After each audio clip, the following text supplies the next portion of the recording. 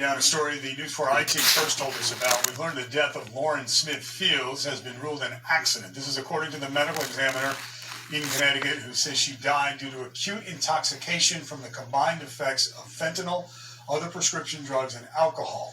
Her family has told News 4's Sarah Wallace that the report just brings up more questions, since they say Smith Fields was healthy and had no history of drug use. Their attorney says she died after a date with an older man she met on the dating app Bumble. And now her family plans to sue Bridgeport for negligence, claiming key evidence that could have helped determine what happened wasn't submitted to the state lab. The mayor of Bridgeport is promising an internal investigation.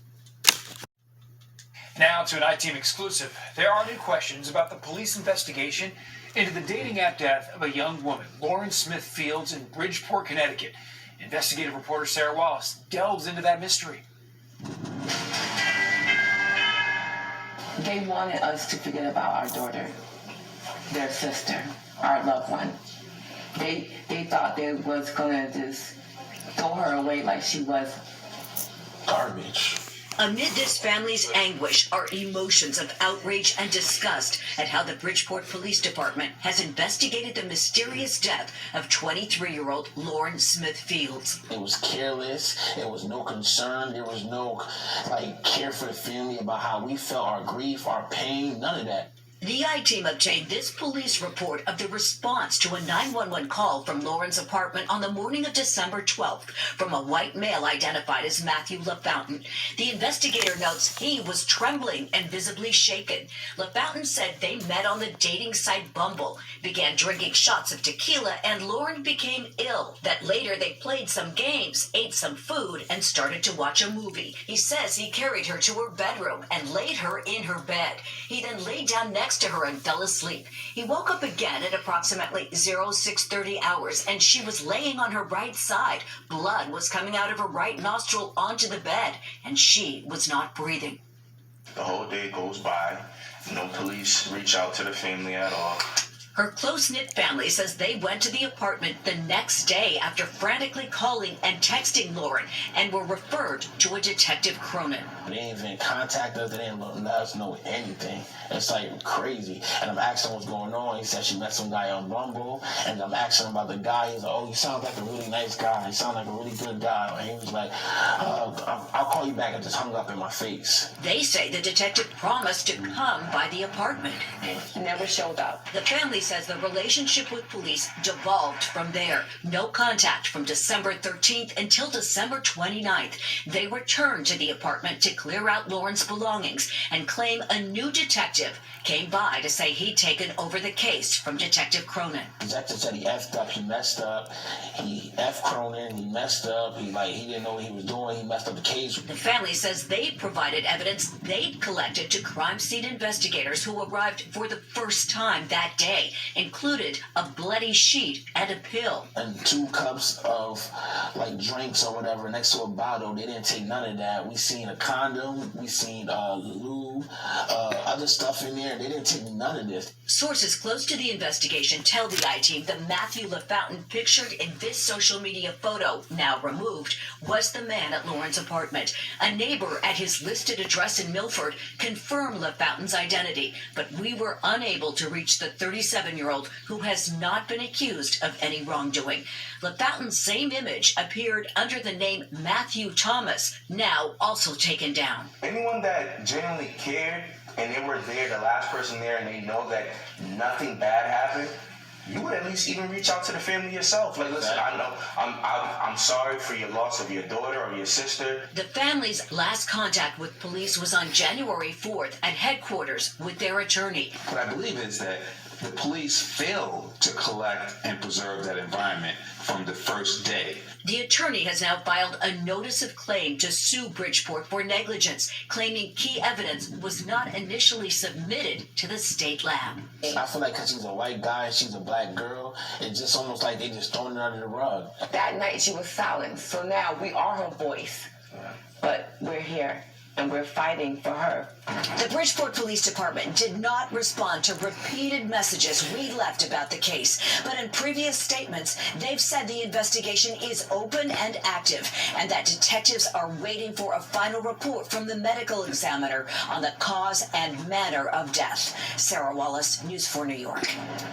Also, we just received a statement from the dating site Bumble that Sarah news of Lauren Smith Fields' death and reached out directly to the family to offer support. We have been in contact with law enforcement, but they have not yet requested any information.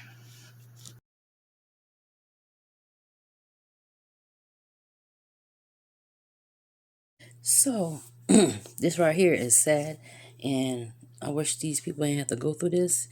But that drug fentanyl, I seen an article about fentanyl.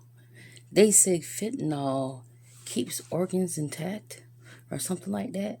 It seemed like every time you turn around, a black young person is dying, and it's like an overdose for fentanyl. Or that other drug that's for depression or something, a tranquilizer. This right here, I don't see why this dude right here, why they not questioning him, why he's not arrested, why they not holding him, why they not lecturing him, why they don't got his ass in court talking to his ass, in jail, fucking harassing his ass, talking his ass, getting in his face like they do everyone else. Usually. Sometimes. Sorry for these people lost. I hope they find justice for whatever this person did. That was a lot of blood on that sheet. That don't make any sense. What was he doing in her house?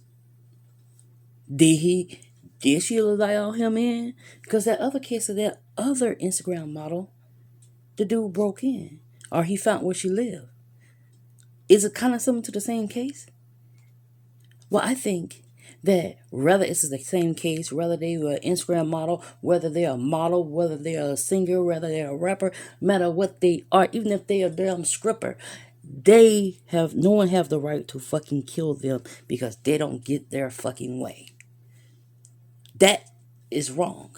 They shouldn't, just because they don't get their way, they don't, My other thing I'm going to say, young women, pay attention. It's several cases of Instagram models dying. Some of them dying more viciously and stuff like that. Pay attention, women, even if you're not on there. You're just trying to find love. Apps. None of these apps are safe. Not 100%. Because the people that download it, you never know what type of person they are. It's no telling what that person's thinking. And it's not only women getting killed away, men are too. This is a model. He got killed, and he was a young man. This other guy, he didn't want to be with this chick. She in jail now, but she stabbed him in his back several times and slit his throat. Because he didn't want to be with her.